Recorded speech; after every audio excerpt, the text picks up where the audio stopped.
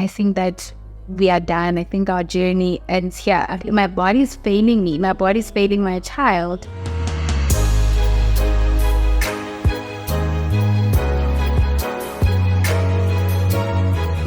Hey mamas, welcome back to the Whole Mama Show. I'm your host, Aisha O'Reilly, and we're revealing the untold stories of motherhood. So before we get started, I wanted to thank each and every one of you who have been sending me DMs, story shares, and sharing the past episodes with other mamas and women in general in your life. I have been so humbled by the feedback that we have gotten for this season so far. So I'm really excited. I am so grateful that you are finding these stories inspiring or relatable. Today's episode is going to be in the same vein. So how many of us, especially after the first time that we became moms, did we feel like we were just not doing enough? We weren't good enough. We felt like we were failing at something, if not everything. I can really relate to my guest's story. I feel like so many of us sort of suffer from what they call imposter syndrome when we become first-time moms. You're not the only mama who felt inadequate. Please remember to subscribe to my channel. Join the Mama Village by following me on my social media platforms. Nthabiseng is a mom, wife, digital content creator, and serial homemaker. This is her story. So before delving into the episode, let me share with you why Lego Duplo sets are a staple in my home. They're all designed to help toddlers grasp and fine-tune their motor skills. Kenzo's current favorite is the Lego Duplo My First Organic Garden set. It helps him understand spatial movement as well as develop his hand-eye coordination.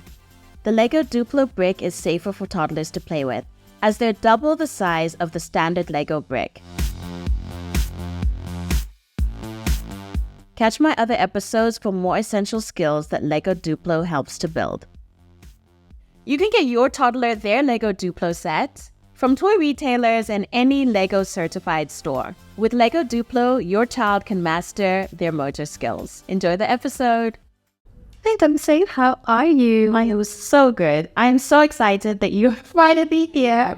It's been a long time coming. It has been a long time coming. Yeah. But you're finally here on the Whole Mama couch. Yes. And I'm excited. Yeah. Thank you for having me. Thank you. So for the benefit of my listeners and everyone watching, can you please tell me who you are, what do you do, and who calls you Mama? So I am a wife, I am a mom, and I'm a social media content creator.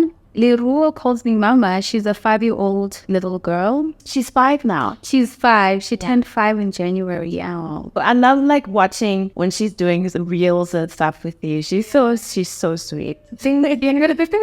So how did you become a mom? Can you tell us a bit of the story behind that? Are you sure you want to know how I became a mom? What the? We all know how you became a mom. Because I can tell you. Can you actually remember? But how old were you in your time of life and all of that? Let's not go down that road, girl. We'll save it for another time. That's like another podcast. Yes. So yeah, I was 5 years ago. I was 26, I think, when I became a mom in 2018. I was still in corporate. My husband and I had just gotten traditionally married. We got married in 2016. Yeah. So our plan after getting married, by the way, was that we were going to go on honeymoon. Mm-hmm. And then while on honeymoon, then start the baby making process. Okay, you were aiming for a honeymoon baby. Yeah. Okay. We were. But unfortunately, things didn't happen like that. And fell pregnant in 2017. So that was a year later. And then beautiful baby girl was born in 2018 in Jan. Yeah, even though she was sort of unplanned-ish, I think we were okay with having a baby at the time. Yeah. We had just gotten married, like I said, and we'd been together for 6 years prior getting married. We were talking about, kids and just having conversations around how lovely it would be to have a little one driving around. Who do you think they'd look like? And, all of that. So I think that we were putting it out there. Yeah. I guess. Yeah. And we were speaking it into. Yes, I was going to say, yeah. Yes. Yeah. Without knowing. Yeah. And then she was born in 2018 and it's been just beautiful ever since. Yeah. And how was it though? Like the pregnancy and postpartum? Yeah, like go for you. So my pregnancy was not difficult at all. I had a fairly smooth pregnancy. Yeah. I didn't experience any issues. Giving birth was an experience and a half for me. I gave birth naturally. Yeah. And without an epidural. Sure. Yeah. So for me, I went there like, I want to experience the real thing. Like, because people talk about, like how painful it is, or this, like, I want to experience things. That sounds crazy, right? Like, why would you want to put yourself through pain? But a lot of women do. But I wanted to make a decision knowing that I felt it, and so I wouldn't do it again. Got you. Okay. Yeah. So yeah, but when I was giving birth, my water didn't break. Yeah. When I was going to labor. So I was actually induced. But on the day I went into labor, that morning when I woke up, I actually felt something that felt like it was water breaking. I was about 41 going into 42 weeks at the time. Yeah. And then I'm like, okay, babe, I think we need to go to the hospital. But when we got there, they're like, no, there's nothing happening. But you actually overdue. You need to give birth winner. Yeah. And I'm like, oh my gosh, but why is everything just so quiet? Why is this baby not doing anything? They're like, no, don't worry, we'll induce you. So they admitted me that day. And then, did the walk around, the exercising and all of that. I think the 19th of Jan at night, they induced me, and then contractions started around the AMs. Then I gave birth. It was incredibly painful. My husband was there, thank God. He was there to hold my hand throughout the entire experience, but my goodness, I've never experienced pain like that in my entire life. At one point, I think I said then I felt like I was gonna die. Yeah. I remember at like 5 a.m. I called him because he had to go home to sleep because he couldn't stay overnight, obviously. So he left, and then the contractions started at 8 a.m. 5 a.m. I called him. I'm like, I want you here right now. I'm in pain. I need you, Dad. He's like, but I can't come until 7. Like, it was 7 or 6. I can't come until it's 7. I'm like, I don't care. Make it happen. I don't care how you do it. Because you were alone, essentially. I was alone, yes. And in pain. Yeah. So eventually morning came, he came through, and he was just there with me throughout the process. So we stayed in the hospital, and me and baby were fine, right? And then after that, in Sotho tradition, when you just given birth and it's your first baby, you will just stay at your mom's house, right? Even when you're married. Yeah. You stay at your mom's house for, I think it differs, but for us, my mom said it was just going to be for a month at her house. Honestly, in the beginning, I was not for that idea. I did not want to do it, but also I respect my mom. Obviously, I didn't want to go against her word, because my ideal idea would have been come to my house in a space I'm familiar with, where I already built that environment of a new baby's coming. I had prepared a nursery and everything was ready for it to come into our house. So I went to my mom's house, and after 2 days, that morning I woke up and I couldn't pick my baby up. I just felt so dizzy and so weak, and I just didn't know what was going on with me. I was literally like this, like I can't pick her up. I think my mother-in-law called us that time, and then I told her what was happening. I'm like, I'm not okay. I don't have the strength to pick up my baby. I don't know what's going on. And she said, go to the hospital right now. Like, I immediately go to the hospital, and thank God we did. My husband was at work at that time because it was during the week.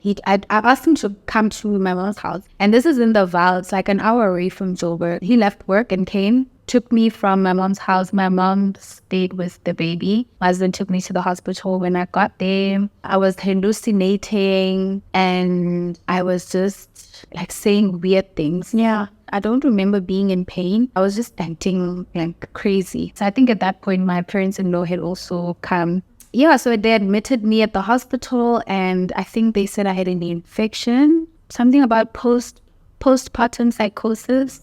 Wow. Yeah. So, man, I was saying scary things. My husband was so scared. He was talking about like dying and saying goodbye to everyone that was in the room because I was not going to see them. My sister also eventually came. I was hugging everyone saying, oh, I'm not going to see you guys. I'm going to be with my grandmom. So my great grandmom has already passed. So I was talking about like going to see her and blah, blah, blah, blah, blah. Eventually the nurses came and they gave me an injection, which calmed me down. After that, I rested, I slept.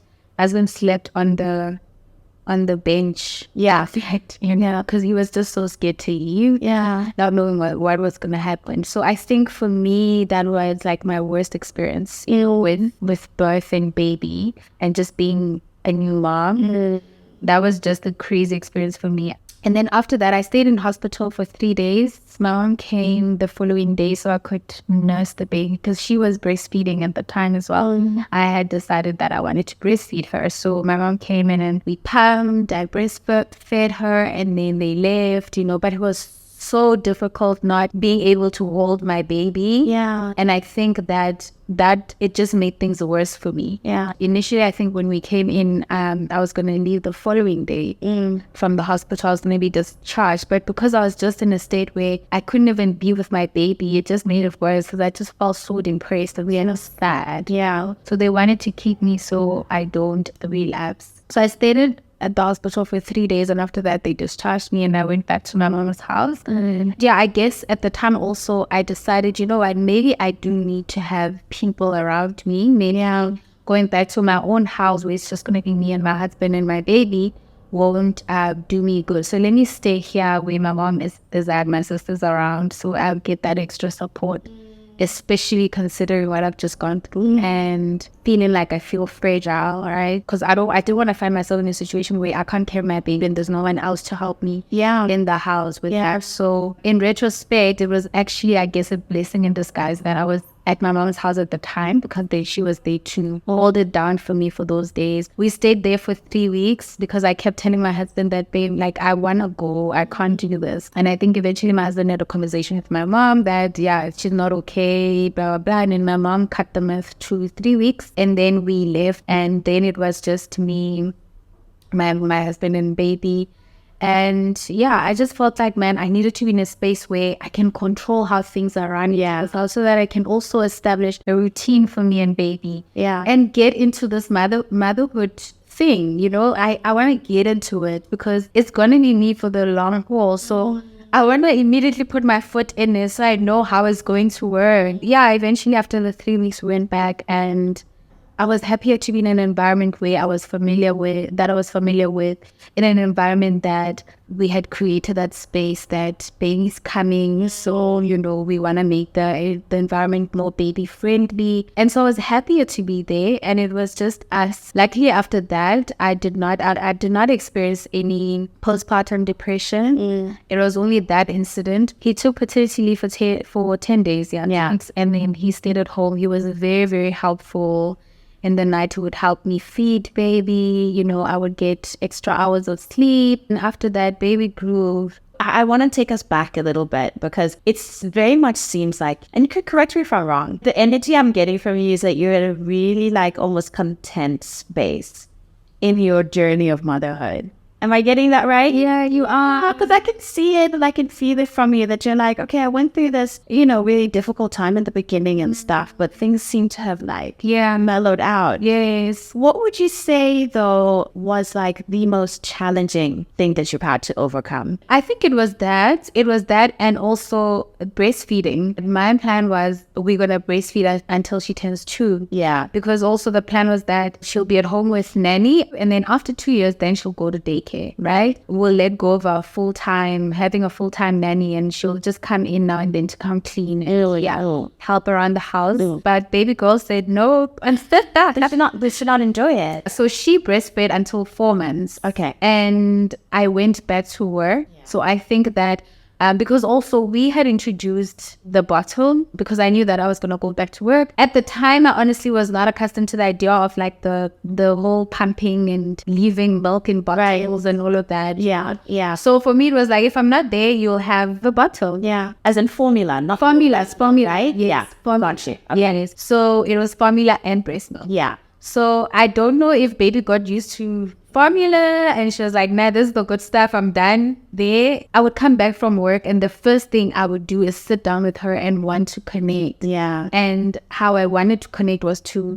by breastfeeding, right? And she would not have it. No, I really enjoyed that moment of us sitting together and Bonding. It's it was just so beautiful. And just watching her breastfeed, you know how her little fingers would just, oh my word, like honestly, I lived for that. I would force feed her. She would cry and cry and cry. And eventually I was like, you know what? I think that we are done. I think our journey ends here. And it was so painful because I force fed her, I'm sure about 2 weeks, trying every single time. But also, I didn't have like the most milk supply. Even just throughout, I'm really, really struggled with my milk supply. I don't know, my mom also mentioned something that maybe that was one of the reasons, because she was not getting enough, and the experience for her maybe was not great, as breastfeeding. So it was my milk supply that was not enough, and that was also another thing that was challenging, because I felt like I want to breastfeed, but I'm not getting enough milk, like my body's failing me, my body's failing my child. Am I not supposed to have enough milk to breastfeed, especially because this is something I want and I prepared for? It was really, really difficult, like getting to a space where I accept that, I should not breastfeeding anymore. We stopped breastfeeding after 4 months and maybe a couple of weeks after that, and she was just on formula. And I think that later on I changed how I viewed the whole experience, as maybe it was for the best that she stopped. Maybe it would have been difficult for me to wean her off, especially because I was going to work. Maybe she had to let go on her own. Because it was going to be difficult, like later on, her off. I guess like me changing my mindset about it, it was just to make me feel better, but it worked. Because then I stopped feeling guilty about she was just on breast, especially because like how society is about breastfeeding and formula, like oh, you must breastfeed your child. And now when I sit and look at her, I'm like, she's fine. She's never been a sickly child. The only time she's sick is when she's got flu, which is normal, but she's never been sick because she was on formula. So there's nothing wrong with kids who only drink formula. So now when I sit and I look at it, I'm like, oh my gosh, I actually feel so sad for myself that all those years ago I felt so bad. But my child was eating. Isn't that what is important? Fed is best. That's exactly. She was fed and she was happy. She was healthy. She was growing. That was what was important. Because there are a lot of moms who cannot breastfeed at all. Even if they want to, there are circumstances that don't allow them to breastfeed, and their kids will have to be on formula, and these kids grow. I think after a couple of years, like looking at her growing, I was like, there was no need to honestly feel bad about it. I could really relate to that whole, you were mentioning when she wasn't feeding, you were trying to figure out what's wrong with my body's failing me. You were like saying that, because I think so many, not just myself, so many women can relate to that, because there's so many things that we are supposed to do. They are supposed to just be natural. And breastfeeding is like a big one. Conceiving a baby, is, before that. And breastfeeding, it's just supposed to just come naturally. And almost as if you don't do it that way, it's almost like it doesn't matter why. You know how you're saying there are different circumstances and stuff, but it's almost like society doesn't care why. You must breastfeed. You must give birth naturally. You must, Did you ever feel that you felt inadequate? Definitely. In that, the breastfeeding. Definitely, especially because, like I said, I'm a perfectionist, so I always want things to go, the right way. And for me, that meant my body I have to breastfeed. Right? I have to take care of my child like in this way. I have to be available for my child. And if I can't, then it means that I'm failing my child. And if I'm failing my child, then I'm not a good enough mom. I'm inadequate. And it's so sad. Honestly, it is so sad to be in a space where you feel like you're not doing enough as a parent, as a mom. And after going through so much, you cannot carry a child for 9 months, give birth to them, only to not want the best for them. You know what I mean? Like, only to decide, I'm not going to breastfeed, I'll just give her formula because I don't love her, or because I don't care what happens. No mom makes a decision that is not going to benefit their child. You know, you don't wake up and decide on something without having thought about it, without knowing that the reason why you're deciding is for the best of your child. It's just so sad that even to this day, there's still moms that feel like they're not doing a good enough job by not doing this for their kids, or by not doing that, or by their body not being able to do this for their kids. You know, as a society, we just need to do better. And as moms as well, because I feel like we are moms and we go through these experiences, but we are the ones who judge the most, you know? Yeah. And but yeah, I definitely did feel inadequate in that process. And later on, as you look at your child grow, then that's when you start to realize that there was no need. It's okay, you know, it's okay. You're a good mom. You're doing enough for your child. You didn't bring this child into the world to not want the best for them. So just be kind to yourself. Yeah, that just hit me, hey? Exactly what you're saying. Like, why would we go through this journey?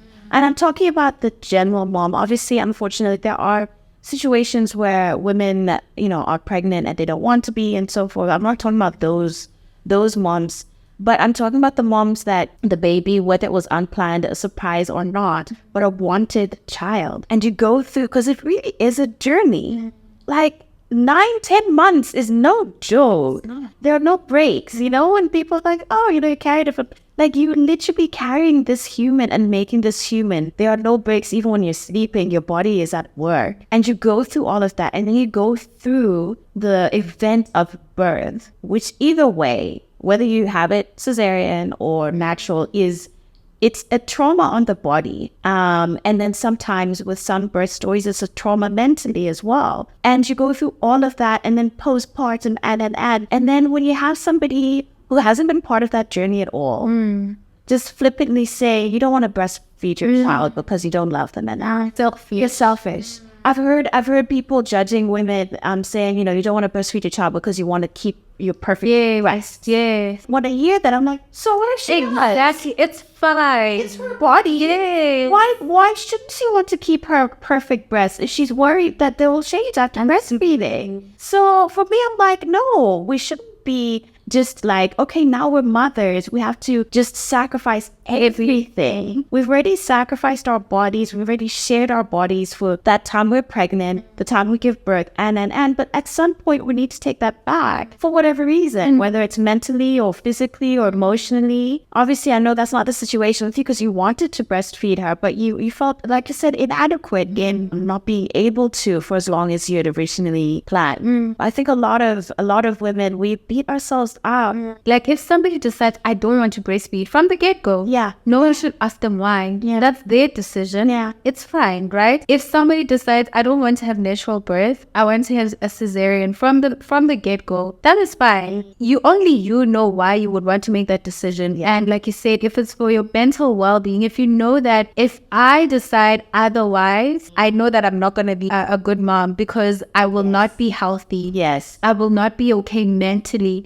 I will not be mentally fit to take care of this child because it would take too much from me. I know a mom who she runs businesses, and she said that she's never breastfed her kids because she just feels like after a month, it's enough. I'm going back to work. And so when am I going to get the time to breastfeed? You know, because my businesses needs to run. We need money to come into the house to take care of these kids. Exactly. So when am I going to have the time to sit and breastfeed? So I'm choosing not to do it. And it does not make her a bad mom. It's fine. The kids are growing. They're eating. They're fed. There's money. They're able to run a household. Everyone is happy.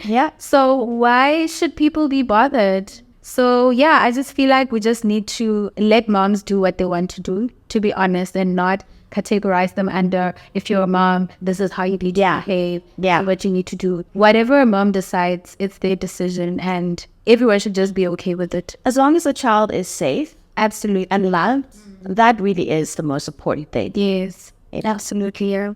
On that note, what would you say is your whole mama truth? I think that my whole mama truth would be that no mom is better than the other. Each mom is doing the best they can for their child. Each mom knows what's best for their child. And whatever decision each mom takes, they're taking it for the benefit of their child. Our kids are different. Our experiences are different. I cannot copy and paste how you are parenting and bringing into my experience or my household or my child, because it's not going to be the same and it's not going to work, because you are a different mom and your kids are different to how I am and how my kid is. No mom is doing it better than the other. Everyone is doing the best they can. Most of us are winging it. Yeah. And as long as the kids are happy and we're all surviving and we are all remembering to also take a break and take care of ourselves, that is all that matters. Yeah. Amen. Yeah. Amen. Thank you for this conversation. Thank you for having me. I really enjoyed it. And before you go, where can everybody find you online? Oh, yeah. So I am on Instagram at Nthabiseng Mathole. That's my name and surname. I am also on YouTube at Nthabiseng Mathole. And my content is lifestyle. So I share about parenting, cleaning, homemaking, fashion, everything under the sun, everything that I enjoy, beauty, everything that I enjoy, I share about it on social media platforms. So yeah, both on Instagram and YouTube at Nthabiseng Mathole. Okay. Thank you. Yay, thank you so much. This was so fun. So how many of you could relate to Nthabiseng's story? I know I sure can, especially the part about feeling inadequate and feeling like her body was failing her. As we were talking, I really felt like in one way or another, so many of us women, not just mothers, have had that kind of experience in our lives, whether it was during puberty or when we first got pregnant or maybe later on in life as well. Let me know your thoughts. Did you struggle when you were breastfeeding or trying to breastfeed your children? Did you even opt in to breastfeed or did you opt out? Let me know in the comments below. I'd love to hear from you. Thanks so much for watching. Please remember to join my Mama Village, subscribe to my channel, and follow me on my social media platforms. And if this is the first time that you're watching an episode of The Whole Mama Show, do watch some of the other episodes and you'll be able to listen to some more untold stories of motherhood. And yeah, if you enjoyed this episode or if you could relate to this episode, if you found it inspiring in any way, please go ahead and share it with a mama in your life or a non-mama as well. They're all part of the Mama Village. I'm Aisha O'Reilly, and I hope this episode has left you feeling a little bit more whole, mama.